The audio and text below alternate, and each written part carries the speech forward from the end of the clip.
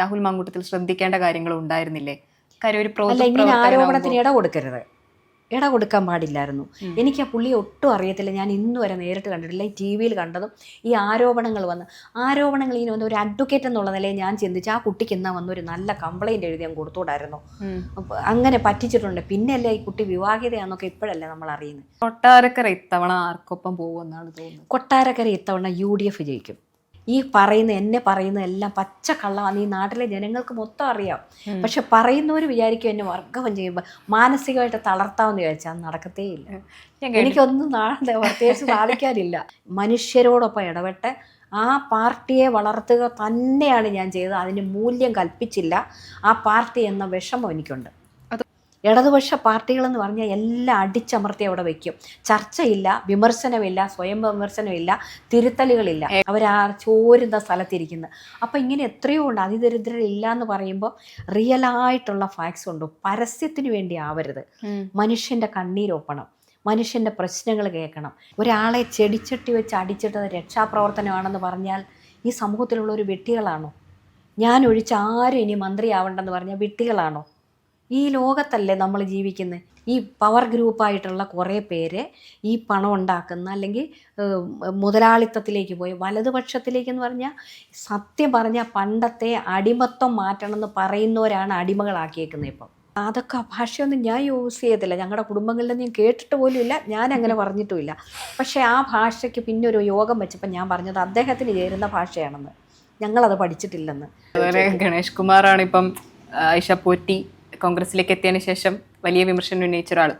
അതിൽ അദ്ദേഹം പറയുന്ന ഒരു കാര്യം എന്ന് പറഞ്ഞാൽ 1 ലക്ഷത്തോളം പേര് മുഖ്യമന്ത്രിയാവാനും പ്രധാനമന്ത്രിയാവാനും ഒക്കെ തല്ലുകൂടുന്ന ഒരു പാർട്ടിയിലേക്കാണ് പോയേക്കുന്നത് എന്നാണ് പറഞ്ഞത്. അതെ, അത് അവർ പറഞ്ഞോട്ടെ. എവിടെയായിരുന്നു ഗണേശൻ എന്നൊന്ന് ആലോചിച്ച് നോക്കിയേ. ഗണേശൻ ഇവിടെ ഇരുന്നിട്ട് എങ്ങനെയാണ് അപ്പുറത്തെ ചാടിയെന്ന് കാലുമാറ അറിഞ്ഞൂടല്ലോ, ഒട്ടും അറിയത്തില്ലല്ലോ. എവിടെ പണ്ട് ഇടതുപക്ഷത്ത് ഇരുന്നിട്ടുണ്ട് ബാലകൃഷ്ണപിള്ള സാറ് പണ്ട്. അത് കഴിഞ്ഞ് UDF പോയി. ഈ ഗണേഷ് കുമാറും അതുപോലെ തന്നെയല്ലേ. പിന്നെ കാലുമാറ്റം അറിഞ്ഞുകൂടാത്ത ആളല്ലേ. അത് തന്നെയാണ് ഞാൻ പറഞ്ഞത്. ഈ വിമർശിക്കുന്നവർ സ്വയം ഒന്ന് ചിന്തിക്കണം. നമ്മുടെ മുഖം ഒന്ന് കണ്ണാടിയിലേക്ക് നോക്കണം. ഞാൻ ഈ പറഞ്ഞത് ഞാൻ ഉള്ള കാര്യമാണ് പറഞ്ഞത്. ഇനി ഉള്ള കാര്യം അല്ല എന്ന് പറഞ്ഞാൽ അതിനെ ആടിനെ പട്ടിയാക്കി, പട്ടിയെ പേപ്പട്ടിയാക്കി തല്ലിക്കൊല്ലുന്ന പോലെയുള്ള ചില കാര്യങ്ങൾ നമ്മൾ കേട്ടിട്ടില്ലേ. അതുപോലെ നമ്മൾ ഈ ചെയ്ത് വേറൊരു പ്രശ്നം, ഞാൻ ഈ കൊണ്ടുവന്ന് വെച്ച വിദ്യാഭ്യാസ സമുച്ചയം പാലങ്ങൾ അതൊക്കെ നാട് മുഴുവനുള്ള എല്ലാ ചാനലുകളിലും വന്നാണ് കഴിഞ്ഞ തവണ തന്നെ. അതെല്ലാം ഇപ്പോഴത്തെ മന്ത്രി കൊണ്ടുവന്നാന്ന് PR വർക്ക് നടത്തി അങ്ങ് വന്നപ്പോഴാണ് എനിക്ക് കുറച്ച് വല്ലാണ്ട് തോന്നി. ഒന്നുമല്ലേ, അത് മുമ്പിരുന്നവർ കൊണ്ടുവന്ന് ഞാനിത് ഒരു കുഴി കൂടെ അടച്ചാൽ അതുകൂടെ ചെയ്താൽ മതിയായിരുന്നു. രണ്ടിടത്തും അപ്രോച്ച് റോഡേ ഉള്ളായിരുന്നു കുറച്ച്. അതിപ്പോൾ കാലങ്ങൾ പോയാൽ പിന്നെ എൻഹാൻസ്മെൻറ്റ് വരും. ധനമന്ത്രിയല്ലേ, ധനകാര്യ വകുപ്പിൻ്റെ ഒബ്ജക്ഷൻ കൊണ്ട് എത്ര പ്രാവശ്യം ഇവർക്ക് ഇപ്പോഴും ചെട്ടിയാരഴിയത്ത് പാലത്തിൻ്റെ കാശ് കൊടുത്തിട്ടില്ല. ആ മനുഷ്യൻ ഇന്നാൾ എന്നെ 10-15 ദിവസം മുമ്പ് വിളിച്ചപ്പോൾ ഞാൻ പറഞ്ഞു എനിക്കൊന്നും ചെയ്യാൻ കഴിയില്ല, ഇപ്പോഴത്തെ ആളിനോട് പറയുക, അതേ രക്ഷയുള്ളൂ എന്ന്. ഇങ്ങനെയെല്ലാം ചെയ്തിട്ട് എല്ലാം skill park, work near home ഞാൻ കൊണ്ടുവന്നല്ല, നഴ്സിംഗ് ഹോം കോളേജ് ഞാൻ കൊണ്ടുവന്നല്ല. ഈ റൂറൽ SP ഓഫീസൊക്കെ ആദ്യ തവണ കൊണ്ടുവന്നതാണ്. ആദ്യത്തെ 5 വർഷം കൊണ്ട് ഇവിടെ എന്തെല്ലാം കൊണ്ടുവന്നറിയോ. ബാലകൃഷ്ണപിള്ള സാറ് 35 കൊല്ലം ഭരിച്ചെങ്കിലും ഇവിടെ ഒരു ഫയർഫോഴ്സ് ഉണ്ടായിരുന്നില്ല. അത് ഞങ്ങളൊക്കെ വന്നപ്പോഴാണ് കൊണ്ടുവന്നത്. അച്ഛനെ തോപ്പിച്ചതിന്റെ ദേഷ്യമായിരിക്കും ഗണേഷ് കുമാറിന്. എന്തോന്ന് ദേഷ്യം? അങ്ങനെ അച്ഛനും മോനും കൂടെയുള്ള സംസാരം എല്ലാ ചാനലുകളിലും ഉണ്ട്. അതൊന്ന് കേട്ടാൽ ദേഷ്യമാണോ അല്ലയോ എന്ന് നമുക്ക് മനസ്സിലാവും. ഇതെല്ലാം ഇവിടെ ലൈവായിട്ടുള്ളതല്ലേന്നേ. ഇതൊക്കെ ആ ചാനലുകളുടെ എല്ലാ വീഡിയോസും എല്ലാം അച്ഛൻ പറയുന്നു, മോൻ പറയുന്നു ഒക്കെ ഉണ്ട്. ഓരോ സമയത്ത് ഓരോന്നിങ്ങനെ നല്ല പോലെ പറഞ്ഞാൽ മനുഷ്യൻ ഇതൊന്നും മറക്കത്തില്ല. ജനങ്ങൾ ഇതെല്ലാം കേൾക്കും എന്നുള്ളത് ഓർക്കണം. നമ്മൾ ഒരാളെ പറ്റി എന്തെങ്കിലും പറഞ്ഞാൽ നമ്മുടെ മുഖത്തേക്ക് എത്ര ചോദ്യം വരുമെന്ന്. ഞാൻ ഈ പറഞ്ഞതൊക്കെ ഞാൻ കോൺഗ്രസ്സിൽ ചേരുന്നതിന് മുമ്പ് മലയാളം വാരിക പിന്നെ ഒരു പോഡ്കാസ്റ്റ് വന്നിരുന്നു. ഇതിൻ്റെ കൃത്യമായിട്ട് ഞാൻ മറുപടി പറഞ്ഞതാണ്. എല്ലാ കാര്യങ്ങളും ഞാൻ എങ്ങനെ ഇവിടോട്ട് എത്തിയെന്നും എന്താണെന്ന് എനിക്കൊന്നും ഒളിക്കേണ്ട ആവശ്യമില്ല. ഈ കൂടെ പ്രവർത്തിച്ചവരും അതുപോലെ അന്ന് ഒരുപാട് കാര്യങ്ങൾക്ക് കൂടെ നിന്ന ആളുകളുമാണ് ഇന്ന് തിരിഞ്ഞു നിന്ന് വർഗവഞ്ചകൻ അടക്കം പറയുന്നത്. മേഴ്സിക്കുട്ടിയമ്മ അടക്കമാണ് ആദ്യം ആ വിളിക്കുന്നത്. ഞാൻ സത്യം പറയാമല്ലോ, ഇവരൊക്കെ എന്നെ വർഗവഞ്ചക എന്ന് വിളിച്ചാലും അവരുടെ ഉള്ളിൽ ഒരു കുറ്റബോധമുണ്ട് തീർച്ചയായിട്ടും. ഈ എന്നെ വർഗവഞ്ചക എന്ന് വിളിച്ചവർക്കെല്ലാം അറിയാം ഐഷ പോറ്റി അങ്ങനെ ഒരാളല്ലെന്ന്. പിന്നെ എന്തുകൊണ്ട് മാറി എന്നുള്ള ഞാൻ മൊത്തം വെളിപ്പെടുത്താത്തത് കൊണ്ടല്ലേ. ഇപ്പം അതിൽ ഒരു കാര്യമാണ് ഞാൻ ഈ പറഞ്ഞത്. അല്ല, ഇങ്ങനെയുള്ള വിളികൾ, ഇങ്ങനെ ആളുകൾ കൂടെ പ്രവർത്തിച്ച നേതാക്കൾ ഇങ്ങനെ വിളിച്ചു എന്നത് കേട്ടപ്പോൾ ഒരു വിഷമം ഉണ്ടായിരുന്നു. എനിക്ക് ഒരു വിഷമമൊന്നും, ഞാൻ വർഗവഞ്ചകയല്ല. ഞാൻ എന്നേ പറഞ്ഞിരുന്നു ഞാൻ ഇനി ഈ പാർട്ടി പ്രവർത്തിക്കില്ലെന്ന് ഈ മന്ത്രിയോട് ഉൾപ്പെടെ പറഞ്ഞു. അത് പറഞ്ഞിട്ട് 1 വർഷത്തിന് മേലായി. ഞാൻ ഇനി ആ പാർട്ടി പ്രവർത്തിക്കില്ല എന്ന് പറഞ്ഞു. അപ്പോഴും ചോദിച്ചില്ല എന്താണ് പ്രശ്നം, നിങ്ങളുടെ പ്രശ്നം ഞങ്ങൾ പ്രശ്നമൊക്കെ പരിഹരിക്കാം. അവർക്കറിയാമല്ലോ. കാരണം ഇത് ഒരു ഇടപെടലും ഉണ്ടായില്ല. ഒന്നും വിളിക്കാതിരുന്നാൽ എന്തായിരിക്കും തോന്നുക എന്ന് ഞാൻ ചോദിച്ചിട്ടുണ്ട്. ഇപ്പോൾ ഒരാൾ ഒരിടത്ത് ഒരു സ്ഥാനത്തൊക്കെ ഇരുന്നിട്ട് അങ്ങ് മാറിക്കഴിയുമ്പോൾ ആ പണ്ട് ചെയ്തവരെ ഒന്നിലും ആ കാര്യം പാർട്ടി വർക്ക് അങ്ങ് ചെയ്തോളാൻ പറയുന്നുണ്ട്.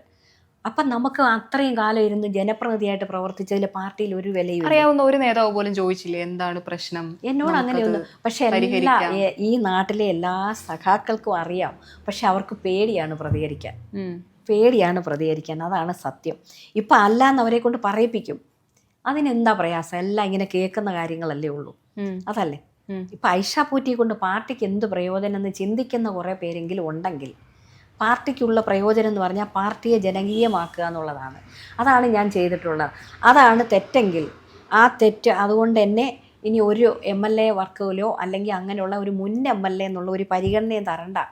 ഞാൻ പാർട്ടി വർക്ക് മാത്രം ചെയ്തോട്ടെ, അതങ്ങ് മനസ്സിൽ വരുന്നാൽ മതി. അതങ്ങനെ മനസ്സിൽ വെച്ചിരുന്നാൽ മതി. മുഖ്യമന്ത്രിയുടെ ഭാഗത്തു നിന്നാണെങ്കിലോ അല്ലെങ്കിൽ സംസ്ഥാന മുഖ്യമന്ത്രി എന്നെ വിളിച്ചിരുന്നു. ഒരു 2 മാസമായെന്ന് തോന്നുന്നു. വിളിച്ചിരുന്നു. എന്താണ് കുറേ വാർത്തകളൊക്കെ വരുന്നത്. ഞാൻ പറഞ്ഞു അന്നേരം ഞാൻ ചിന്തിച്ചു പോലും ഇല്ല സത്യത്തിൽ. റീസെൻ്റ്ലി ആണ് എനിക്ക് പെട്ടെന്ന് തീരുമാനിക്കണം എന്ന് തോന്നിയത്. കാരണം എന്നെ ബോധ്യപ്പെടുത്തി എന്തുകൊണ്ടാണ്. അദ്ദേഹം പോലും പറഞ്ഞില്ലേ, അദ്ദേഹം എന്താ പറഞ്ഞു, എന്തുണ്ടെങ്കിലും ബാലഗോപാൽ സാവിനോട് പറഞ്ഞാൽ മതി എന്ന് പറഞ്ഞു. അവിടെ പറഞ്ഞിട്ടൊരു മാറ്റം. ഞാൻ പറഞ്ഞു അതുകൊണ്ട് ഒരു പ്രയോജനവും ഇല്ലെന്ന്. ഞാൻ അദ്ദേഹത്തോട് പറഞ്ഞ കാര്യമാണ്. ഞാൻ പറഞ്ഞായിരുന്നു അതുകൊണ്ട് ഒരു പ്രയോജനവും ഇല്ല. ആയിഷ വളർന്നാൽ അത് ഭീഷണിയാകും എന്ന് പാർട്ടിക്കകത്ത് തന്നെ ചിന്തിച്ച ആളുകൾ ഉണ്ടാവും. ഞാൻ വളർന്നുകൊണ്ട് എന്ത് കാര്യമുള്ളത്? ഞാൻ പാർട്ടിക്ക് എന്തെങ്കിലും ദോഷം ചെയ്തോ? എനിക്കിപ്പോഴും നിങ്ങളൊക്കെ അതൊരു ചർച്ചയ്ക്ക് കൊണ്ടുവരണം. ഈ മുഖം തെളിയുന്നവര് അല്ലെങ്കിൽ ഈ മുഖം തെളിയുന്നവര് ആളുകൾ, അതായത് ചില നേതാക്കള്, ഇപ്പൊ ആയിഷപ്പറ്റി അടക്കമുള്ള നേതാക്കള് വന്ന വഴികളും ഒക്കെ ആളുകള് എപ്പോഴും പ്രകീർത്തിക്കുന്നത് തന്നെയാണ്. ഈ നല്ല കുറച്ച് സ്റ്റാർ വാല്യൂ ഉള്ള അതായത് ഈ പ്രതിനിധികളാകുമ്പോൾ അവരെ ഒന്ന് ഒതുക്കുക എന്നുള്ള രീതി ഉണ്ടോ ശരിക്കും? ഞാനൊന്ന് പറയട്ടെ. ചോദിച്ചോ. ഇല്ല, പറഞ്ഞോളൂ. അല്ല, ഞാൻ പാർട്ടിയിലേക്ക് വന്ന കാലത്തെ യാതൊരു മൂല്യങ്ങളും ഇപ്പൊ പാർട്ടിക്കില്ല എന്നുള്ളതാണ്. ജയരാജന്റെ കാര്യത്തിലടക്കം എപ്പോഴും കേൾക്കുന്ന ഒന്നാണ്. അങ്ങനൊരു പ്രശ്നം ഉണ്ടോ ശരിക്കും? തീർച്ചയായിട്ടും പാർട്ടി ലൈനിലേ അല്ല പോകുന്നത്. ഞാൻ എന്തുകൊണ്ട് മാറിയെന്ന് ചോദിച്ചാൽ ആ പാർട്ടിയിൽ ഇപ്പൊ പ്രവർത്തിക്കാൻ പറ്റത്തില്ല. ഇനി ഞാൻ തുറന്നങ്ങ് പറയാം. CPM-ൽ ഇപ്പൊ പ്രവർത്തിക്കാനേ പറ്റത്തില്ല. ഇനി ഞാൻ പച്ചക്കങ്ങ് പറഞ്ഞേക്കാം. അവിടെ എന്താന്ന് വെച്ചാൽ കുറേ പേർക്ക് വേണ്ടിയാണ് പാർട്ടി. കുറേ പേർ നിങ്ങളൊന്ന് എന്തുകൊണ്ടാണ് ഹസ്കർ പോയത്? ഞാൻ മാറിയിട്ടാണല്ലോ ഹസ്കർ മാറി. എന്നെക്കാളും പാർട്ടിയെന്ന് പറഞ്ഞിരുന്നവരാണ് ചെറുപ്പകാലം മുതലേ. ഞാനൊന്നും അല്ലെങ്കിൽ ഇങ്ങനെ ജനപ്രതിനിധിയായി വന്ന കൂട്ടത്തിൽ ആയിരിക്കാം. പക്ഷെ അന്നും മഹിളാ അസോസിയേഷനൊക്കെ നേരെ ഉള്ളപ്പം ഞാൻ പോകുമായിരുന്നു. എനിക്കല്ലാതെ അങ്ങനെ പ്രവർത്തിക്കാൻ എനിക്ക് ഫയൽ കുറേ ഉള്ളതുകൊണ്ട് സമയമില്ല. അപ്പോൾ അന്ന് നല്ല നേതാക്കളും അവരുടെ അപ്രോച്ചും വളരെ നല്ലതായിരുന്നു. സത്യം പറഞ്ഞാൽ എനിക്ക് ആ നല്ല എല്ലാവരുമായിട്ട് സമത്വവും താഴെ തട്ടുന്നോ മേലെ തട്ടുന്നോ ഒന്നുമില്ല. എൻ്റെ അച്ഛൻ കണ്ടിട്ടുള്ളതാണ്. ഏത് മനുഷ്യരോടും ഒപ്പം പോയിരുന്ന് വർത്താനം പറയാം. അച്ഛൻ ആ ബ്രാഹ്മണ കുടുംബത്തിലായിട്ട് അവിടെ പോയി ഇരുന്ന് ആ തൊഴിലാളികളോടൊക്കെ ഇരുന്ന് വർത്താനം പറയുന്ന കണ്ടാണ് ഞാൻ പഠിച്ചിട്ടുള്ളത്. അച്ഛന് കുടിക്കാൻ കൊടുക്കുന്ന ചായയൊക്കെ കുടിക്കാൻ അവർക്ക് കൊടുക്കുന്നതും ഇതെല്ലാം കണ്ട് വളരെ സിമ്പിളാവണമെന്ന് എന്നോട് എപ്പോഴും പറയുന്നത് കണ്ടു വളർന്നു. പക്ഷെ ഇന്ന് അതുണ്ടോ എന്ന് മോളൊന്ന് ആലോചിച്ച് നോക്ക്. ഈ പറയുന്ന പാർട്ടി ഒന്ന് ആലോചിച്ച് നോക്കട്ടെ. ഇന്നലെ വരെ ഒരു ചുക്കും ഇല്ലാതിരുന്നവരെ ഒരു LC സെക്രട്ടറി ആയി കഴിയുമ്പോൾ ഭയങ്കര ഒരു സമ്പാദ്യത്തിൽ ഒരു കാറുമായിട്ട് പോകുന്ന ആൾക്കാരെ ഒന്ന് പരിശോധിച്ച് നോക്കി. പണം മാത്രം മതി, ഫണ്ട് കളക്ഷൻ. അതുപോലെ താഴെ തട്ടിലുള്ള ആരോടെങ്കിലും ഒരു സ്നേഹം. ഫണ്ട് തട്ടിപ്പൊക്കെ പറയുന്നതിലൊക്കെ യാഥാർത്ഥ്യം ഉണ്ടാവുമോ? ഇല്ലെങ്കിൽ ഒരു കുഞ്ഞികൃഷ്ണനെ പോലെയുള്ള ഒരാൾ പറയുമോ? എനിക്കറിഞ്ഞൂടത്. അത്രയും ത്യാഗം സഹിച്ച ഒരു സഖാവിൻ്റെ മുഖത്തെ ഒരു എക്സ്പ്രഷൻ നോക്കി എന്ത് ദണ്ണത്തോടെയാണ് പുള്ളി പറയുന്നത്. ഞാനത് അന്തം വിട്ടു. അപ്പോൾ തുറന്നു പറയാൻ പേടിയാണ്. ഒരു മനു തോമസ് കണ്ണൂരിലെ കഴിഞ്ഞ വർഷം ഒരു കാര്യം വെളിപ്പെടുത്തിയിട്ട് പിന്നെ അയാളുടെ അഡ്രസ്സില്ല. അപ്പോൾ അടിച്ചമർത്തി അങ്ങ് വെക്കും. ഈ പാർട്ടിയിലുള്ള പ്രശ്നം എന്താണെന്നറിയാം. ഞാൻ എന്തുകൊണ്ടാണ് മാറിയെന്നറിയോ? അടി കൂടിയാലും എന്തോ ആയാലും അവിടെ ഒരു സ്വാതന്ത്ര്യമുണ്ട്. ഈ CPM-ൽ ഇപ്പം യാതൊരു സ്വാതന്ത്ര്യം. എന്നോട് ചോദിച്ച് പറയിപ്പിച്ച ഇത്രയും നേരം എന്തുകൊണ്ട് മാറിയെന്ന്. അവസാനം മോള് വിജയിച്ചു. പഴയ പാർട്ടി അല്ല ഇപ്പം CPM. ഇടതുപക്ഷ പാർട്ടികളെന്ന് പറഞ്ഞാൽ എല്ലാം അടിച്ചമർത്തി അവിടെ വയ്ക്കും. ചർച്ചയില്ല, വിമർശനമില്ല, സ്വയം വിമർശനമില്ല, തിരുത്തലുകളില്ല, ഏകാധിപത്യത്തിൽ. അതെ. ഇന്നാളെ ഞാൻ DC-യിൽ വന്നതിന് ശേഷം ജില്ലാ കമ്മിറ്റിയിലെ പുനലൂരിന്നോ കുന്നിക്കോടുന്നോ വന്ന ഒരു സഖാവാന്ന് തോന്നുന്നു. ഇവിടെ കുറേ പേർക്ക് കൊടുക്കാനല്ല, നേതാക്കൾക്ക് സുഖമായിട്ട് ജീവിക്കാനല്ല ഈ ഫണ്ട് മൊത്തം പിരിക്കുന്നതെന്ന്. അപ്പോഴത്തേക്ക് ദേഷ്യം വന്നു അവിടെ ഇരുന്ന നേതാവിന്. മതി മതി മതി ഇരിക്കെന്ന് പറഞ്ഞു. ആ സഖാവ് ഇപ്പോൾ പാർട്ടിയിലുണ്ടോയെന്ന് എനിക്ക് അറിഞ്ഞുകൂടാ. ഇത് ഒരുപാട് പേര് സ്വാതന്ത്ര്യമില്ല തുറന്നു പറയാൻ, ചർച്ചകളില്ല. താഴെത്തട്ടിലുള്ളൊരു ഈ വാചകവും പ്രഹസനങ്ങളും PR വർക്കും അല്ലാതെ താഴോട്ടൊന്ന് നോക്കി. ഞാൻ ഇന്നലെ പിറവന്തൂരിലൂടെ പോയപ്പോൾ ഒരു രക്ഷയില്ലാത്ത വീടുകൾ കണ്ടു. അതിദരിദ്രരില്ലാത്ത സമൂഹം എന്ന് പറഞ്ഞിട്ട് എന്നോട് ഡ്രൈവർ ചൂണ്ടിക്കാണിക്കുമായിരുന്നു, കണ്ടോന്ന്. ചോരുന്ന സ്ഥലത്തിരിക്കുന്നത്. അപ്പോൾ ഇങ്ങനെ എത്രയോ ഉണ്ട്. അതിദരിദ്രരില്ല എന്ന് പറയുമ്പോൾ റിയലായിട്ടുള്ള ഫാക്ട്സ് ഉണ്ട്. പരസ്യത്തിന് വേണ്ടി ആവരുത്. മനുഷ്യൻ്റെ കണ്ണീരൊപ്പണം, മനുഷ്യൻ്റെ പ്രശ്നങ്ങൾ കേൾക്കണം. ആദ്യം ഈ ജാടകളൊക്കെ മാറ്റണം, സാധാരണത്വം വരണം. ഞങ്ങൾ ബിന്ദു കൃഷ്ണയായിട്ട് ഒരു അഭിമുഖം നടത്തിയിരുന്നു. ആ സമയത്താണ് എന്തോ ഒരു വിഷയം പറഞ്ഞപ്പം ഈ ചൂരമീൻ മുഖ്യമന്ത്രിക്ക് ഇഷ്ടമല്ല എന്ന് പറഞ്ഞിട്ടുള്ള പ്രശ്നം നടക്കുന്ന സമയമാണ്. അപ്പോൾ അതിനെക്കുറിച്ച് ഇങ്ങനെ ബിന്ദു കൃഷ്ണയോട് ചോദിക്കുകയായിരുന്നു. എന്തോ ഒരു ടോപ്പിക്കിലേക്ക് വന്നപ്പോൾ അതിലേക്ക് വരുമായിരുന്നു. അപ്പോൾ ബിന്ദു കൃഷ്ണ പറഞ്ഞത്, നിങ്ങൾക്കറിയാത്തൊരു കാര്യമുണ്ട്, ഞാൻ നിരീക്ഷിച്ചതിൽ എനിക്ക് മനസ്സിലായതാണ്. അതിൽ ഭയങ്കരമായി ധാരാളിത്തം കൊതിക്കുന്ന ആളുകളാണ് ഇപ്പോൾ അതിൻ്റെ മേലെ തട്ടിലുള്ളത്. അവരൊരു പാവങ്ങൾക്ക് വേണ്ടിയല്ല, അവർ മുതലാളിത്തത്തെ സ്നേഹിക്കുന്ന ആളുകളാണ് എന്നാണ് അവർ പറഞ്ഞിട്ടുള്ളത്. അത് തന്നെയാണോ താങ്കളും? സംശയമുള്ള കാര്യമാണോ അത്? എന്തിനാ സംശയം? പച്ചയായിട്ട് നമുക്ക് കണ്ടുകൂടെ? എല്ലാ സമയവും എപ്പോഴും എല്ലാ സ്ഥലങ്ങളിലും പോവുക, ഞാനെല്ലാം ചെയ്യാം, അല്ലെ എന്നോടൊപ്പം നിൽക്കുന്നവർക്കെല്ലാം ചെയ്യാം, ബാക്കി ആരും ഒന്നും വരണ്ട. VSനോട് എന്താ ചെയ്തത്? VSനെ പോലുള്ള ത്യാഗപൂർണമായിട്ടുള്ള ജീവിതം നയിച്ചിട്ടുള്ള ആൾക്കാർ ഇപ്പം ബാക്കിയുള്ളവരും ചെയ്തെന്ന് പറയുമായിരിക്കും. ഒരാളെ ചെടിച്ചട്ടി വെച്ച് അടിച്ചിട്ട് രക്ഷാപ്രവർത്തനമാണെന്ന് പറഞ്ഞാൽ ഈ സമൂഹത്തിലുള്ളൊരു വെട്ടികളാണോ? ഞാൻ ഒഴിച്ച് ആരും ഇനി മന്ത്രിയാവണ്ടെന്ന് പറഞ്ഞാൽ വെട്ടികളാണോ? ഈ ലോകത്തല്ലേ നമ്മൾ ജീവിക്കുന്നത്. അപ്പോൾ ആരും പേടിച്ചിട്ട് മിണ്ടാതിരിക്കുക, പേടിച്ചിട്ട്. ഇത് എക്കാലവും ഇങ്ങനെ അടക്കി വയ്ക്കാൻ പറ്റത്തില്ല. സുജാ ചന്ദ്രബാബു, ഞാൻ മാറിക്കഴിഞ്ഞപ്പോഴാണല്ലോ പുള്ളിക്കാരത്തി മുസ്ലിം ലീഗിലേക്ക് പോയതായിട്ട് കണ്ടു. എന്നെ പോലെയൊന്നുമല്ല, അവർ പാർട്ടിയിൽ നിന്ന് വളർന്നു വന്ന ആളാണ്. എന്തുകൊണ്ടാണ്? ഈ പാർട്ടിയിൽ ഇരിക്കാനേ പറ്റില്ല. സത്യം ഞാൻ തുറന്നു പറയാം. CPMലോ ഇടതുപക്ഷം, അത് CPMൽ അല്ലെങ്കിൽ വേറൊരു ഇടതുപക്ഷത്തിൽ പോയാലും ഒന്നിച്ച് വേണമല്ലോ ഇരിക്കാൻ. ഈ സമയത്ത് TP ചന്ദ്രശേഖരനെ ഓർക്കുന്നുണ്ട്? തീർച്ചയായിട്ടും അതിനൊക്കെ ഒരിക്കൽ മറുപടി കൊടുക്കേണ്ടി വരും. കാലത്തിൻ്റെ കാവ്യനീതിയാണെന്നേ. ശബ്ദമുയർത്തുന്നവരെ ഇല്ലാതാക്കും. എന്നോട് പറഞ്ഞല്ലോ, തുറന്ന് എന്തിനു പേടിക്കുന്നത്? എനിക്ക് വന്നിട്ടുണ്ടോ? അതല്ല, ബി കെയർഫുൾ എന്ന് എന്നോട് ചിലർ പറഞ്ഞായിരുന്നു. ആരാ ഇത്? ഈ വാർത്ത കണ്ടുകൊണ്ട് കണ്ണൂരിൽ നിന്നും കാസർഗോഡ് നിന്നും പിന്നെ ഇവിടുന്ന് കുറേ സ്ഥലങ്ങളിൽ നിന്ന് ആൾക്കാർ വിളിച്ചായിരുന്നു. ബി കെയർഫുൾ എന്ന് എന്നോട് പറഞ്ഞു. നവീൻ ബാബു മരിച്ചത് എങ്ങനെയാണെന്ന് ഒരിക്കലെങ്കിലും തെളിയും പുറത്ത്. ആ മനുഷ്യൻ ട്രെയിനിൽ കയറാൻ പോയിട്ട് ഈ പോലീസിനെ കണ്ടുപിടിക്കാൻ പറ്റാഞ്ഞിട്ടാണോ? എനിക്കിപ്പോഴും വിശ്വാസം വരുന്നില്ല അയാളെ ആ കൊച്ചു കയറിൽ തൂങ്ങി മരിക്കുമെന്ന്. എന്തെല്ലാം പ്രശ്നങ്ങളാണെന്ന് പറഞ്ഞ് അതിന് ശേഷം വന്ന കുറേ വാർത്തകളൂടെ വായിക്കുമ്പോൾ നമുക്ക് എന്തൊക്കെയോ ചില കൺഫ്യൂഷൻ വരും. സത്യം പറഞ്ഞാൽ ഇപ്പോഴും ഭീഷണികൾ വരുന്നുണ്ടോ? താങ്കൾക്ക് ഇപ്പോഴും ഭീഷണികൾ വരുന്നുണ്ടോ? എനിക്ക് ഈ വിളിക്കുന്നേ ഉള്ളൂ. എനിക്ക് എന്ത് ഭീഷണി? ഞാൻ അങ്ങനെ എനിക്കെന്തോന്ന് പേടിക്കാനായിട്ട്? എനിക്കെന്തോന്നാൾ നമ്മൾ ഇന്നതാൾ ജീവിച്ചാൽ ഇത്ര നാൾ മരിക്കണം, ഇത്ര നാൾ കഴിഞ്ഞ് മരിക്കണം എന്നുണ്ട്. നമ്മളെങ്ങനെ ജീവിക്കണം എന്ന് ഒരു തീരുമാനമുണ്ട്. അത് നമ്മൾ വിചാരിച്ചാൽ മാറ്റാൻ പറ്റത്തില്ല. അത്രയേ ഉള്ളൂ. എനിക്കങ്ങനെ ആരും ഭീഷണി. എൻ്റെ 130 വർഷം പഴക്കമുള്ളതാണ് ഈ മതിലും വീടും. ഇപ്പോൾ ഇവിടുത്തെ ഒരു കൗൺസിലറും ചെയർമാനുമായിരുന്ന SR രമേശ് പറഞ്ഞു, അത് ഇടിക്കണമെന്ന് ഞാൻ 100 തവണ വീട്ടിൽ പോയി പറഞ്ഞത്. എൻ്റെ ഈ പടി ഒടിച്ചാൽ ഈ റോഡ് ശരിയാവുമോ? ഈ റോഡ് എത്തിച്ച് ഒരേപോലെ ഇരിക്കുകയല്ലേ.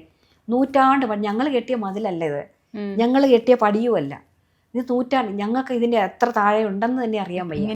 ഇപ്പോൾ ഈ പാർട്ടി ആശയത്തിന് വിരുദ്ധമായി ഇപ്പോൾ പ്രവർത്തിക്കുന്ന ആളുകളെയും അതുപോലെ ധാരാളിത്തത്തിൻ്റെ കാര്യമൊക്കെ പറഞ്ഞല്ലോ, പേര് പറയണമെന്നില്ല. അങ്ങനെ താങ്കളെ വിഷമിപ്പിച്ച ഏതെങ്കിലും ഒരു നേതാവിൻ്റെ ധാരാളിത്തം അങ്ങനെ ഉണ്ടായിട്ടുണ്ടോ പ്രവർത്തന സമയത്തൊക്കെ? കണ്ടിട്ടും ഇവരെന്താണ് ഇങ്ങനെ ഒരു ഇഷ്ടം പോലെ കണ്ടിട്ടുണ്ട്. എന്തെങ്കിലും ഒരു അനുഭവം പറയാൻ പറ്റും? പേര് പറയണമെന്നില്ല. ഇല്ല. വലിയ കാറ് വാങ്ങിക്കുന്നതും വലിയ വീടുണ്ടാക്കുന്നതും വലിയ പോഷായിട്ട് നടക്കുന്നതൊക്കെ ഞാൻ കണ്ടിട്ടുണ്ട്. ഒരുപാട് പേര്, ഒരുപാട്. ഞാൻ പേര് പറയത്തില്ല. ഈ പാവ സഖാക്കളുണ്ടെന്ന് ആയിരക്കണക്കിന്. ഇത് കുറേ പേരേ ഉള്ളൂ ഇങ്ങനെ. പാർട്ടി ആകെ പോയി എന്നല്ല, പാർട്ടി അണികൾ പോയെന്ന് ഞാൻ ഒരിക്കലും പറയത്തില്ല. അവരെ തെറ്റിദ്ധരിപ്പിക്കുവാണ് ഈ കുറച്ച് പേര്.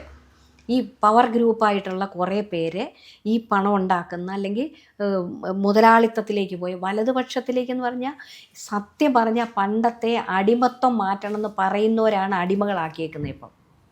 ആ മേധാവിത്വമാണ് ഈ പാർട്ടിയിൽ ഇപ്പോൾ ഉള്ളത് കുറേ പേർക്ക്. എല്ലാവരും ആണെന്ന് ഞാൻ ഒരിക്കലും പറയത്തില്ല, പക്ഷെ അവരുടെ കയ്യിലാണ് പവർ. നേതാക്കളുടെ ധാരാളം കുറച്ച് പേര് നേതാക്കൾ എല്ലാവരും ആണെന്നും പറയത്തില്ല, അണികളിൽ എല്ലാവരും ആണെന്നും പറയത്തില്ല. വൻ ഭൂരിപക്ഷം സഖാക്കൾക്കും ഒരിക്കലും ഇതൊന്നും ഉൾക്കൊള്ളാൻ പറ്റത്തില്ല. പക്ഷെ മിണ്ടത്തില്ല. എന്താണെന്നറിയോ, എന്നാ ഈ പാർട്ടി കാണത്തില്ലെന്ന് പറയും. എന്തിനാ അവരിങ്ങനെ അടിമകളായിട്ടിരിക്കുന്നത് എനിക്കറിഞ്ഞൂടെ. ചർച്ച ചെയ്യണ്ടേ? ഞാൻ എത്ര പേരോട് ചോദിച്ചു, എന്നെ ഇത്ര അവഗണിച്ചു, എന്താ സഖാവേ വരാത്ത, പേര് പോലും വെച്ചിട്ട് ഞാൻ ചോദിച്ചു, നിങ്ങൾ എന്താ ചോദിക്കാത്തേ, നിങ്ങൾ എന്തുകൊണ്ട് അത് ചർച്ച ചെയ്താൽ ഞങ്ങൾ പാർട്ടി കാണത്തില്ലല്ലോ എന്ന്. താഴെ തട്ടിലുള്ളവർക്ക് അറിയാം ഇതൊക്കെ. കുറച്ച് പേര് ഈ കൂടെ നിൽക്കുന്നവര് ഇതെന്തായാലും തിരുത്തപ്പെടണം. കമ്മ്യൂണിസ്റ്റ് പാർട്ടി നശിക്കേണ്ടതല്ല, CPM നശിക്കേണ്ടതല്ല. എല്ലാവരും പറയുന്ന ഒരു പേരാണ് എം സ്വരാജിൻ്റെത്. നല്ലൊരു നേതാവാണ് അദ്ദേഹം, ഉയർന്നു വരണം എന്നൊക്കെ പറയും. പക്ഷെ നല്ല ഭാഷയുണ്ട്, നല്ല പ്രസംഗമാണ്, പക്വതയോടെ പറയും. പക്ഷെ അദ്ദേഹം ഇങ്ങനെ ജയിച്ചു വരുന്നില്ല എന്നുള്ളൊരു സത്യം. അദ്ദേഹത്തിന്റെ കാല് വരുന്നത് CPM നേതാക്കൾ തന്നെയാണ്. എനിക്ക് പക്ഷെ പറയാൻ അറിഞ്ഞുകൂടാ, എനിക്ക് അതിനെപ്പറ്റി പറയാൻ അറിഞ്ഞുകൂടാ. പലരും പല കാര്യങ്ങൾ ഇവിടെ തന്നെ എന്നെ എന്തിനും സ്ഥാനാർത്ഥിയാക്കിയത്, നമുക്ക് എന്തെങ്കിലും ഒരു കാര്യം ഉണ്ടായിട്ടല്ലേ R ബാലകൃഷ്ണപിള്ളയോട് മത്സരിക്കുന്നത്. അന്ന് പറഞ്ഞ വാചകം എന്താ അറിയോ, നമ്മൾ കൊട്ടാരക്കര ഒരിക്കലും ജയിച്ചിട്ടില്ല. 2006 പറയുക, ഞങ്ങളുടെ കമ്മിറ്റി വിളിച്ചപ്പോൾ ഇത്തവണ ഐഷ പോറ്റിയാണ്, ഇത്തവണ നമുക്ക് ജയിക്കണം, നോക്കണം ഒരു സ്ഥാനാർത്ഥി. നമ്മളവിടെ ജയിച്ചിട്ടേ ഇല്ലല്ലോ. അത് കഴിഞ്ഞിട്ട് ഇവിടെ വന്നിട്ട് ഐഷ പോറ്റിയാണ് സ്ഥാനാർത്ഥി എന്ന് പറഞ്ഞു. അപ്പോഴാണ് സ്ഥാനാർത്ഥി നമ്മളന്നേരം അറിയുന്നത് സ്ഥാനാർത്ഥിയാണെന്നുള്ളത്. അപ്പം മത്സരിച്ചു. അന്നേരം എന്നോടൊരു വലിയ നേതാവ് MK ഭാസ്കരൻ സഖാവ് വന്നിട്ട് ചോദിച്ചു, കൊട്ടാരക്കര നമ്മൾ ജയിക്കുമെന്ന്. അന്നേരം ഞാൻ സ്ഥാനാർത്ഥിയാണെന്നൊന്നും പറഞ്ഞില്ല കൊല്ലത്ത് വെച്ച്. അപ്പോൾ വേറെ ആരോ വരികയായിരിക്കും, നമ്മൾ കൊട്ടാരക്കര ജയിക്കുമോ ഇത്തവണ? ഞാൻ പറഞ്ഞു പിന്നെ ജയിക്കുമെന്ന് പറഞ്ഞു.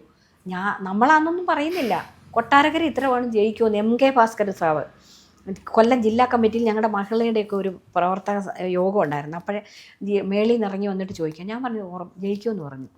അത് അങ്ങ് യാഥാർത്ഥ്യമായി. ഞാൻ തന്നെ സ്ഥാനാർത്ഥിയാണെന്നൊന്നും എനിക്കറിയത്തില്ലായിരുന്നു. ഇങ്ങനെയൊക്കെയല്ലേ നമ്മൾ വന്നത്. നമ്മൾ അധികാരമോഹമാണെങ്കിൽ എത്ര ഇവർ പറഞ്ഞാലും അധികാരമോഹമാണെങ്കിൽ അതിന് ശേഷമുള്ള പ്രവർത്തനങ്ങൾ ഈ നാട് കണ്ടിട്ടുള്ളതാണ്. ഈ നാട് കണ്ടിട്ടുള്ളത് എല്ലാ ചാനലുകളിലും വന്ന് കാണും. എന്നെ ജില്ലാ കമ്മിറ്റിയിൽ എടുത്തപ്പോൾ ഏഷ്യാനെറ്റ്, മനോരമ, മാതൃഭൂമി തുടങ്ങി സകലമാന ചാനലുകാരും അവിടെ ഉണ്ടായിരുന്നു. ഞാൻ അവർക്ക് ബൈറ്റ് കൊടുത്തതല്ലേ. അന്ന് തോൽപ്പിച്ചപ്പോൾ ബാലകൃഷ്ണപിള്ള പറഞ്ഞൊരു വാക്ക് എന്തായിരുന്നു, സംസാരം എന്തായിരുന്നു എന്ന് ഓർക്കുന്നുണ്ടോ? ഭയങ്കര ദേഷ്യമായിരുന്നു, ഭയങ്കര. അദ്ദേഹം ഗ്ലാസ് എങ്ങാണ്ട് വലിച്ചെറിഞ്ഞ് അദ്ദേഹത്തിൻ്റെ വീട്ടിലെ ജനൽ പൊട്ടിയെന്നൊക്കെ പറഞ്ഞു. തലേ ദിവസം അദ്ദേഹം പറഞ്ഞായിരുന്നു, കിഴക്ക് സൂര്യൻ ഉദിക്കത്തില്ല ഞാൻ തോറ്റാലെന്ന്. ഈ ചാനലിലൊക്കെ വന്നായിരുന്നു. അതുപോലെ ഇവിടെ ഗണപതി ഇല്ലെന്നൊക്കെ പറഞ്ഞായിരുന്നു. എനിക്കന്നേരം ഒന്നും തോന്നിയില്ല. പക്ഷെ എനിക്കറിയായിരുന്നു, ഞാൻ ആ ജില്ലാ പഞ്ചായത്തിലൊക്കെ ഇരുന്നപ്പോൾ മനുഷ്യ സാധ്യമായതെല്ലാം ചെയ്തിട്ടുണ്ട്. അതുകൊണ്ട് മനുഷ്യർക്ക് മനസ്സിലായി. ഞാൻ പോകുന്ന വഴിക്കൊക്കെ ഈ സ്ത്രീകൾ ഉൾപ്പെടെ പാതിര ആയാലും അവിടെ ഇങ്ങനെ മതിലിൻ്റെ അവിടെ നിന്ന് കൈ കാണിക്കുമ്പോൾ എനിക്ക് നല്ല ബോധ്യമായിരുന്നു ഞാൻ ജയിക്കുമെന്ന്. എന്തെങ്കിലും സംസാരിച്ചിരുന്നോ അദ്ദേഹം ഇത് കേട്ടപ്പോൾ? ഞാൻ പറയത്തില്ല അത്. എനിക്ക് ആ വൃത്തിയായിട്ട ഭാഷകളൊന്നും എനിക്കിഷ്ടമല്ല. ദേഷ്യപ്പെടുക തന്നെയാണ് ചെയ്തത്. ഭയങ്കരമായിട്ട് അദ്ദേഹം വല്ലാണ്ടായി കാണുമല്ലോ. നാച്ചുറൽ അല്ലേ. 35 കൊല്ലം ഇരുന്ന് മന്ത്രിയായിരുന്നു. എന്നെപ്പോലെ ഒരു ചെറിയ ആളിനോട് തോറ്റു എന്ന് പറയാൻ സഹിക്കാൻ പറ്റത്തില്ല അത്. അപ്പോൾ അത് നാച്ചുറലാ. അത് അദ്ദേഹത്തിന് അറിയാതെ ബേഴ്സ് ചെയ്ത് പോയ. പിന്നെ ആ ചന്തമുക്കിൽ എനിക്കെതിരെ ഒരു പ്രസംഗം നടത്തിയായിരുന്നു. അതൊക്കെ ഭാഷയൊന്നും ഞാൻ യൂസ് ചെയ്യത്തില്ല. ഞങ്ങളുടെ കുടുംബങ്ങളിൽ ഞാൻ കേട്ടിട്ട് പോലും ഇല്ല, ഞാൻ അങ്ങനെ പറഞ്ഞിട്ടുമില്ല. പക്ഷേ ആ ഭാഷയ്ക്ക് പിന്നെ ഒരു യോഗം വെച്ചപ്പോൾ ഞാൻ പറഞ്ഞത് അദ്ദേഹത്തിന് ചേരുന്ന ഭാഷയാണെന്ന്, ഞങ്ങളത് പഠിച്ചിട്ടില്ലെന്ന്. സാറിന് ചേരുന്ന ഭാഷ. അപ്പോഴും എന്നോട് എല്ലാവരും പറഞ്ഞു, സാർ ഇത്രയും മോശമായിട്ട് പറഞ്ഞിട്ടും മാഡം ഇങ്ങനെ പറഞ്ഞോളല്ലോ എന്ന് അവിടെ കൂടിയവരെന്നോട് പറയും. 2 പറയണ്ടായിരുന്നു. ഞാൻ പറഞ്ഞു എനിക്കത് വശമില്ല. ഇപ്പോൾ മത്സരിച്ചാലും ഇല്ലെങ്കിലും കൊട്ടാരക്കര ഇത്തവണ ആർക്കൊപ്പം പോകുമെന്നാണ് തോന്നുന്നത്? കൊട്ടാരക്കര ഇത്തവണ UDF ജയിക്കും. എന്തുകൊണ്ടാണ് ഇത്ര കോൺഫിഡൻറ്റ്? അതങ്ങനെയാണ്. കാരണം എന്താണെന്ന് വെച്ചാൽ ഞാൻ പറഞ്ഞ ഒരുപാട് കാരണങ്ങളുണ്ട്. ആയിക്കോട്ടെ, എത്രയോ മത്സരിക്കട്ടെ, എല്ലായിടത്തും പോട്ടെ, ജനങ്ങൾക്കറിയാം ഇവിടെ എന്താണ് നടക്കുന്നതെന്ന്. നമ്മൾ മൂടി വയ്ക്കാൻ പറ്റില്ല. എത്ര ഈ PR വർക്ക് നടത്തി ഭയങ്കരമായിട്ട് മനസ്സിലേക്ക് ചിലരെ തെറ്റിദ്ധരിപ്പിക്കുന്നുണ്ട്, ചിലർക്ക് അറിയുന്നില്ല. അങ്ങനെ ധരിപ്പിച്ചാലും സത്യം ജയിക്കും. ഇതെല്ലാം പൊള്ളയായ കുറേ വാഗ്ദാനങ്ങളാണെന്ന് ഉള്ളത് മനസ്സിലാവും. ഈ എന്നെ പറയുന്ന എല്ലാം പച്ചക്കള്ളമാണ്. ഈ നാട്ടിലെ ജനങ്ങൾക്ക് മൊത്തം അറിയാം. പക്ഷെ പറയുന്നവർ വിചാരിക്കും എന്നെ വർഗം ചെയ്യുമ്പോൾ മാനസികമായിട്ട് തളർത്താമെന്ന് വിചാരിച്ചാൽ അത് നടക്കത്തേ ഇല്ല. എനിക്കൊന്നും പ്രത്യേകിച്ച് സാധിക്കാനില്ല. എന്നെ എന്ത് പറഞ്ഞാലും എൻ്റെ മേത്ത് പറ്റത്തില്ലത്. അത് അവർക്ക് ചേർത്തേ ഉള്ളൂ. ഞാൻ കേട്ടിട്ടുണ്ട് ഈ ആയിഷ എന്നുള്ള പേര്, അത് വയലാറിനോട് കൃതിയോടുള്ള ഇഷ്ടം കൊണ്ട് അച്ഛൻ ഇട്ടതാണ്. ജാതി വേണ്ട, മതം വേണ്ട എന്നുള്ള തീരുമാനത്തിൽ ആയിഷ എന്നുള്ള പേരിട്ടതാണ് ആ ബുക്കിന്റെ പേര് എന്നുള്ളത്. പക്ഷെ ഈ പോറ്റി എന്നുള്ള വാൽ എങ്ങനെയാണ് വരുന്നത്? അത് പാർട്ടി ഇട്ടതാണ്, പഴയ പാർട്ടി ഇട്ടതാണ്. ജാതി ഇല്ല എന്ന് പറയുന്ന പാർട്ടിയോ? ഈ പാർട്ടി തന്നെയാണ് എന്നെ ആയിഷ പോറ്റിയാക്കിയത്, ആ പഴയ പാർട്ടി. കാരണം ഞാൻ ഈ മഹിളാ അസോസിയേഷനിലേക്കൊക്കെ വരണം, എൻ്റെ ഓഫീസിൽ വന്നിട്ട് പറഞ്ഞു. ഞാൻ പറഞ്ഞു എനിക്ക് പ്രവർത്തിക്കാൻ സമയം കിട്ടുമെന്ന് അറിഞ്ഞുകൂടാ. ശശിധരൻ പിള്ള എന്ന് പറഞ്ഞൊരു വക്കീലൊക്കെ ഏരിയ കമ്മിറ്റി മെമ്പർ ഞങ്ങളുടെ ഓഫീസിലുണ്ടായിരുന്നു. അപ്പനും ചിറ്റപ്പനും കുറച്ചൊക്കെ പാർട്ടിയുള്ള ആളായിരുന്നു. പക്ഷെ കുറേ ആയപ്പോൾ ഒഴിവാക്കി. നേച്ചർ പറ്റൂല, അപ്പോഴേ കുറേശ്ശെ ഡീവിയേഷനും വരുന്നുണ്ട്, സമയമില്ല. അപ്പോൾ അങ്ങനെ മഹിളാ അസോസിയേഷനിലൊക്കെ പ്രവർത്തിക്കുമ്പോൾ അപ്പോൾ ആ കമ്മിറ്റിയിലൊക്കെ വന്നു. പിന്നെ മത്സരിക്കാൻ നേരം ഐഷ പോറ്റിന്ന് ആക്കിയത് പാർട്ടി തന്നെയാണ്, ആ പാർട്ടി തന്നെയാണ്. ഇപ്പം അതങ്ങ് പേരങ്ങ് മാറ്റി എല്ലാ ഔദ്യോഗിക രേഖകളും അങ്ങനെ ആക്കി. കാരണം അങ്ങനെ തന്നെ അറിയുന്നുള്ളൂ. അത് ആയിക്കോട്ടെ, ആ പാർട്ടി, ഞാൻ ആ പാർട്ടിക്ക് വേണ്ടിയല്ലേ എൻ്റെ 23.5 വർഷം എൻ്റെ ജീവിതത്തിലെ ചെറുപ്രായത്തിലെ എൻ്റെ വീട്ടിലെ പോലും കാര്യം നോക്കാതെ ഞാൻ ആ പാർട്ടിക്ക് വേണ്ടി തന്നെയാണ് പ്രവർത്തിച്ചത്. എൻ്റെ പ്രൊഫഷനും വളരെയധികം അത് ബാധിച്ചു. ഞാനത് വേറെ കേസൊക്കെ നടത്താൻ ഏൽപ്പിച്ച് ഞാൻ എല്ലാ സ്ഥലത്തും ഓടിയെത്തി, മനുഷ്യരോടൊപ്പം ഇടപെട്ട് ആ പാർട്ടിയെ വളർത്തുക തന്നെയാണ് ഞാൻ ചെയ്തത്. അതിന് മൂല്യം കൽപ്പിച്ചില്ല. ആ പാർട്ടി എന്ന വിഷമം എനിക്കുണ്ട്. അതുപോലെ തന്നെ ഇപ്പോൾ കോൺഗ്രസ്സിലായതുകൊണ്ടുകൂടിയാണ് ഈ ചോദ്യം, രാഷ്ട്രീയ പ്രവർത്തക കൂടിയായിരുന്നു, അതുകൊണ്ടുകൂടിയാണ് ചോദിക്കുന്നത്. ഇപ്പോൾ രാഹുൽ മാങ്കൂട്ടത്തിൽ പാലക്കാട് നേടിയൊരു വിജയം ഉണ്ടായിരുന്നു. അത് കോൺഗ്രസ്സിന് ഭയങ്കര ശുഭപ്രതീക്ഷയായിരുന്നു. ചിലപ്പോൾ നിന്നിരുന്നെങ്കിൽ, കേസൊന്നും എല്ലാവരും നിന്നിരുന്നെങ്കിൽ ജയിച്ചനെ. പക്ഷേ ഇപ്പോൾ ഈ കറണ്ട്ലി ഈ ഒരു പ്രശ്നം നിൽക്കുന്ന സമയത്ത് രാഹുൽ മാങ്കൂട്ടത്തിൽ ഇനിയുള്ള ഭാവി എന്തായിരിക്കും എന്നാണ് തോന്നുന്നത്? എനിക്ക് പറയാൻ അറിഞ്ഞുകൂടാ അത്. പക്ഷേ പുള്ളിക്കാരൻ ഈ മോശമുള്ള ആളാണെങ്കിൽ അറിയാൻ വയ്യ. അതിനെപ്പറ്റി എനിക്കിപ്പോൾ പറയാൻ പറ്റത്തില്ല. അത് എന്താന്ന് വെച്ചാൽ കോൺഗ്രസിനൊരു നെഗറ്റീവായി മാറിയിട്ടുണ്ട്. കാരണം ഈ തെരഞ്ഞെടുപ്പ് കോൺഗ്രസിന് ഒരു നെഗറ്റീവ് ആവാൻ ഒരു സാധ്യതയില്ല. എന്താന്ന് വെച്ചാൽ ഒരാൾ വന്ന് TV പറഞ്ഞപ്പോൾ തന്നെ അങ്ങ് മാറ്റി നിർത്തി. അങ്ങനെ ഈ CPM ഒന്നും ചെയ്ത് ഞാൻ കണ്ടിട്ടില്ല. ഇടതുപക്ഷ CPM ആണല്ലോ എത്ര പേരുടെ കാര്യങ്ങൾ, എത്രയോ പേരെ പറ്റി ആരോപണങ്ങൾ വന്നിട്ടുണ്ട്. ചില സ്ത്രീകൾ വരെ വന്ന് പറഞ്ഞിട്ട് പോലും CPM ഒരു നടപടി എടുത്തിട്ടില്ല. പക്ഷേ ആ പാർട്ടി അന്നേരം നടപടിയെടുത്തു. അതുകൊണ്ടത് കോൺഗ്രസിനെ ബാധിക്കുമെന്ന് എനിക്ക് പറയാൻ പറ്റുന്നില്ല. ഒന്നും ആലോചിക്കാതെ തന്നെ അങ്ങ് മാറ്റി നിർത്തി. പക്ഷേ ഒരു രാഷ്ട്രീയ പ്രവർത്തകൻ എന്ന നിലയിൽ രാഹുൽ മാങ്കൂട്ടത്തിൽ ശ്രദ്ധിക്കേണ്ട കാര്യങ്ങളും ഉണ്ടായിരുന്നില്ലേ? കാര്യം അല്ല, ഇങ്ങനെ ആരോപണത്തിന് ഇട കൊടുക്കാൻ പാടില്ലായിരുന്നു. എനിക്ക് ആ പുള്ളിയെ ഒട്ടും അറിയത്തില്ല. ഞാൻ ഇന്ന് വരെ നേരിട്ട് കണ്ടിട്ടില്ല. ഈ TV കണ്ടതും ഈ ആരോപണങ്ങൾ ഇങ്ങനെ വന്ന് ഒരു അഡ്വക്കേറ്റ് എന്നുള്ള നിലയിൽ ഞാൻ ചിന്തിച്ച് ആ കുട്ടിക്ക് എന്നാ വന്ന് ഒരു നല്ല കംപ്ലൈൻറ്റ് എഴുതി ഞാൻ കൊടുത്തുകൂടായിരുന്നു. അങ്ങനെ പറ്റിച്ചിട്ടുണ്ട്. പിന്നെയല്ലേ ഈ കുട്ടി വിവാഹിതയാന്നൊക്കെ ഇപ്പോഴല്ലേ നമ്മൾ അറിയുന്നത്. നമുക്ക് വേറെ ഒരു വിവരങ്ങളും ഇല്ലല്ലോ. ഇങ്ങനെ കല്യാണം കഴിച്ച കുട്ടിയാണെന്നും ഇങ്ങനെയൊക്കെ പറയുന്നതൊന്നും നമുക്ക് ഇവരെ പറ്റി ഈ കേൾക്കുന്ന അല്ലാതെ നമുക്കൊന്നും അറിയില്ല. അതുകൊണ്ടാണ് ഞാൻ പറയുന്നത്, ഇപ്പം ഈ വന്നതോ ഇതൊക്കെ അങ്ങനെ ഉണ്ടെങ്കിൽ തീർച്ചയായും ഇപ്പോൾ ഒത്തിരി പേര് പറയുന്നുണ്ടെങ്കിൽ ഒരിക്കലും ഒരു പൊതുപ്രവർത്തകന് അല്ലെങ്കിൽ പൊതുപ്രവർത്തക ഒരു മോഡലായിരിക്കണം. പൊതുസമൂഹത്തിൻ്റെ ഇടയിൽ നമ്മൾ പ്രവർത്തിക്കുമ്പോൾ അത് പൊതുസമൂഹത്തിന് ഇമ്പാക്റ്റ് ഉണ്ടാക്കും. നമ്മുടെ ഓരോ വാക്കും, നമ്മുടെ പ്രവൃത്തി, നമ്മുടെ ഓരോ ഇടപെടൽ സമൂഹം ശ്രദ്ധിക്കും. അത് മാന്യതയുള്ളതും നല്ല ഇടപെടലുമായിരിക്കണം, മാതൃകയായിരിക്കണം എന്നുള്ള ഒരു വിശ്വാസം എനിക്കുണ്ട്.